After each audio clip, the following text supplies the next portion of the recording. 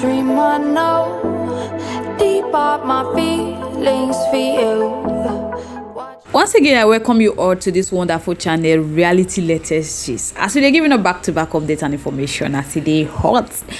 If this is your first time of watching, kindly subscribe, like, comment, share, but don't forget to turn on the notification bell to get notified whenever we drop our video. To all our returning subscribers and viewers, thank you so much for joining us. Quickly, let's move on to the first news of today. Hey, my people, you don't say it again, no. Jared Tinebe, the acting chairman of the All Progressive Congress in Edo State, his recent defamatory remarks, whereby he called Asu Ihodalo and Governor Obaseki a thief, have drawn widespread condemnation, my people. And his recent social media posts threatened the life of a critic. That one does too cause wahala. So now, my people, the irony is that the accusation of the chairman of the APC and threats have only reignited the scrutiny of his own tainted past. Now, my people. This included a notable court case in 2014 involving Jared Tinebe's alleged fraud and crude oil theft, as well as allegation of misconduct while in military service. Hey, my people, don't be smart, you know. Jared Tinebe's record is fraught with controversies that cast a long shadow over his credibility. In October 2014, Jared Tinebe, then on Edo State gubernatorial aspirant, made national headlines for all the wrong reasons. He was arrested and arraigned alongside 6 others for an alleged crude oil theft scheme valued at 1.2 billion. Hey, my people, don't be smart, you know. And as of then, they said the Economic and Financial Crime Commission brought the case before the Federal High Court in Lagos, alleging that Jared Tinebe and his accomplice conspired to defraud the federal government by unlawfully exporting crude oil to Ghana. Hey, my people now defending can defend Mondo Bobolo. Hey, now people don't go dig at them past. Hey, my people don't be slow while out. And that time they said the charges, according to the court documents as of then, include forging documents purportedly issued by Nigerian Navy and forcefully claiming to have clearance for the illegal export. Then the EFCC asserted that these fraudulent activities caused significant financial loss to the nation cover. So the severity of the allegation led Justice Okun Abang of the Federal High Court to deny his bail application, citing the gravity of the offences and its implication for public trust. Though the case stalled over time, it left an indelible mark on Jared Tinebe's reputation.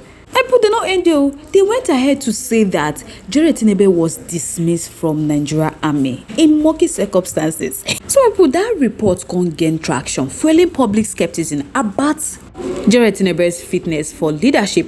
So people, the latest developments further expose Jared Tinebe's patterns of outbursts growing concern over his troubling behavior towards a critics. So in a formal petition that was filed with the Department of State Service in Benin City, lawyers representing social commentator and activist Honorable Pius Ferraz Ubere accused Jared Tinebe of threats to life, cyberbullying, harassment, intimidation, and conduct likely to cause a breach of peace.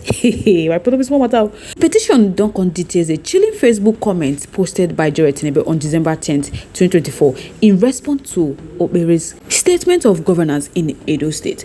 And Jared Tinebe's comments include alarming threats such as some people will leave to excuse them from Edo now, and if they refuse, that they will be forced out. My poor Jared Tinebe no end there. He said they are going to start with Ferraz. Many people can't even go and tell Jared Tinebe. They don't like waiting they talk. My people, it don't end. He went ahead to say that Ferraz go soon see something that people know say the joke. That anytime we be say in talk something, in they always mean now. He say if in tell person may they leave Benin City or Edo State and they no agree, he said they go buy them. Hey, my people. According to the petition where Ferraz Okbere don't write come out, the threat left Okbere, a well-known social critic, in a state of fear for his life. So my people, so they talk, so Okbere is unable to return home, and his lawyer don't describe Jared Tinebe's action as a gross abuse of his position as acting chairman of the All Progressive Congress in Edo State. So they say Jared Tinebe they use influence to intimidate and silence dissenting voices in Edo State, and suppose they like that. So the petition now calls for an investigation and swift action by the DSS to safeguard Okpere's fundamental right to life and dignity, which they argue have been gravely violated by Jure Tinubu's remark. Hey, my people, don't be small while out. But this incident, coupled with the defamatory attack on Ighodalo and Jure Tinubu's checkered history, paints a disturbing picture of a desperate political figure whose action threatened to undermine democratic values and the rule of law in Edo State.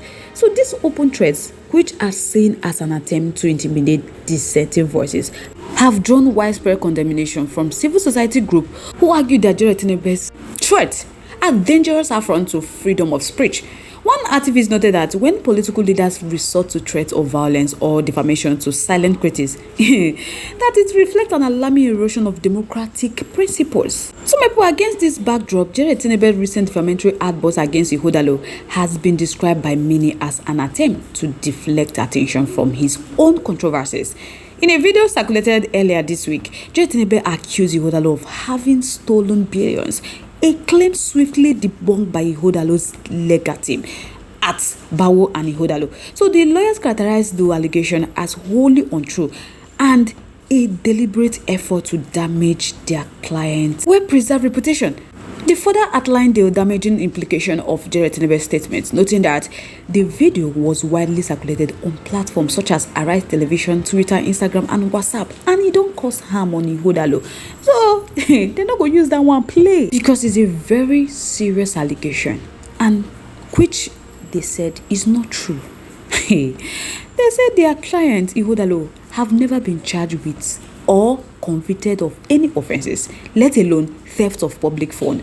So for Jure Tinubu to make that remark or that statement, they said they're not going to play because he has to show evidence. And if he no get evidence, he has to make an immediate retraction and apology from that statement. So he be say he don't do. Because that video don't cause their client Ighodalo significant distress and harm. So he has to do a public retraction. Hey, my people. Because as the matter be, they say it is ironic that a figure like Jure Tinubu, whose past include unresolved allegation of financial misconduct, would accuse Mr. Asue Ighodalo, a respected lawyer, corporate leader, and a former gubernatorial candidate, of theft. That the contrast between the two men could not be starker because Jure Tinubu's public record is tainted by allegation of serious fraud and misconduct. So you know if he use himself compared to Asue Ighodalo, wey be say he don't build an impeccable career as the founding partner of a leading law firm and a distinguished public figure.